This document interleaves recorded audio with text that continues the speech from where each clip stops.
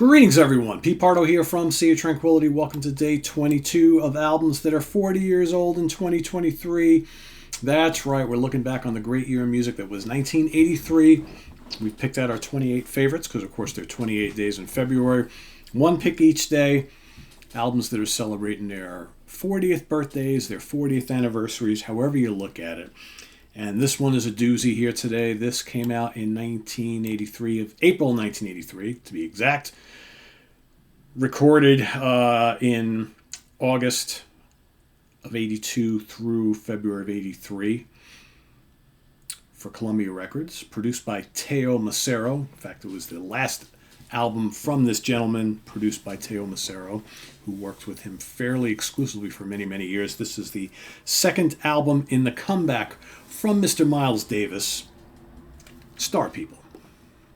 The great Miles Davis, of course, follows up The Man with the Horn, which, that album and this album, first album's released from Miles after 5-6 years away in kind of a somewhat of a hiatus, right? Miles was kind of a little off the rails there for a while. He decided to go into hiding from music, battle his demons, and get his head straight again.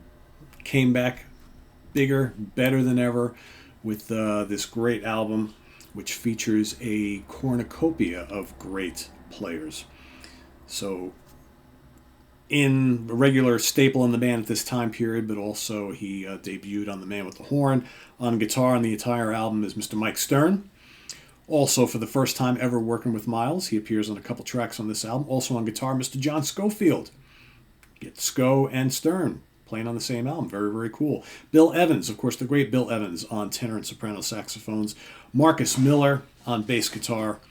Tom Barney also appears on bass guitar on one track. You got the great Al Foster on drums. Mino Chinelu on percussion. And the great Gil Evans also did some work behind the scenes, helping arrange some of the tracks on here. So a killer album with just 6 songs on it. Starts off with Come and Get It.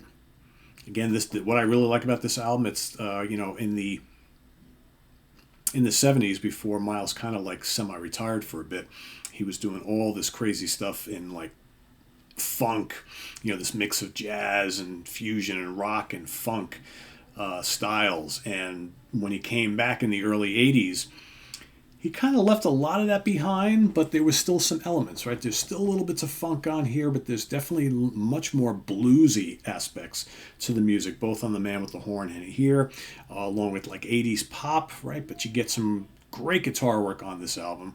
So you get Scofield and Stern appear together on both It Gets Better and Speak, which are both incredible songs. Then you got Star People, the title track, which is amazing, all like 19 minutes of it. And then You and I, okay, also, and then Star on Sicily. And as with a lot of the Miles Davis albums from kind of the 60s and on, you get various tracks recorded at various different places. So you have a couple of the songs recorded at the Columbia Studio in New York City, right at the beginning of September. You got some stuff from August the same year at Columbia Studio. You got Speak was recorded live at the Cullen Auditorium in Houston, Texas. And then you've got It Gets Better, was recorded in early January at the Record Plant Studio in New York. And then Come and Get It was also a live track recorded at the Beacon Theater. I'm sorry, the Jones Beach Theater, not the Beacon Theater, in Long Island, New York. And that was in late August 28th. August 28th, 1982. So again, like a lot of the Miles Davis stuff, this is like a patchwork of different studio tracks, couple live tracks, all together makes up a great album, and a really, really great album. So I would say if you haven't listened to any of the Miles Davis material from the 80s, really, really strong. He came back in full force and released a handful of really cool albums. He would start doing some covers and things like that as the 80s wore on, but it's always got the Miles stamp to it, which I really like. But I would say The Man with the Horn and Star People are really, really strong. If you haven't heard either one of them, check them out. But Star People is really cool because I love this one because I think it's got some great jams on it. It's kind of funky, it's bluesy, it's got some rock on it, But more importantly, it's got some white-hot guitar playing from both Mike Stern and John Scofield, which I think is reason enough to check it out. So if you haven't heard it, I highly recommend it. Is there any other additional information I can give you here?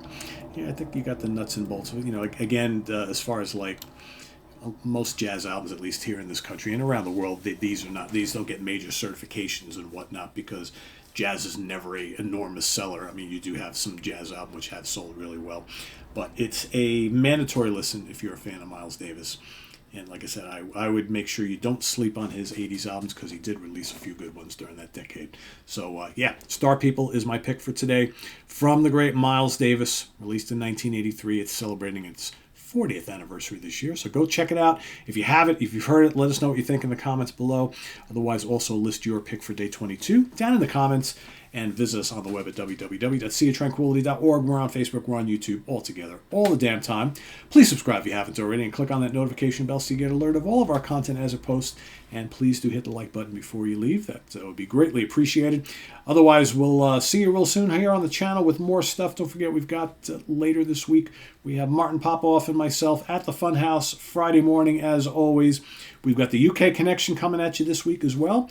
And then we started all off on Monday with the Hudson Valley Squares. Also, we've got Ranking the Albums on Sunday. Didn't want to forget that. We've got myself and Chris Canzaneri from the Hudson Valley Squares joining me. We're going to rank the albums of the great U.S. stoner rock band Baroness. So that's coming up on Sunday, so don't miss that.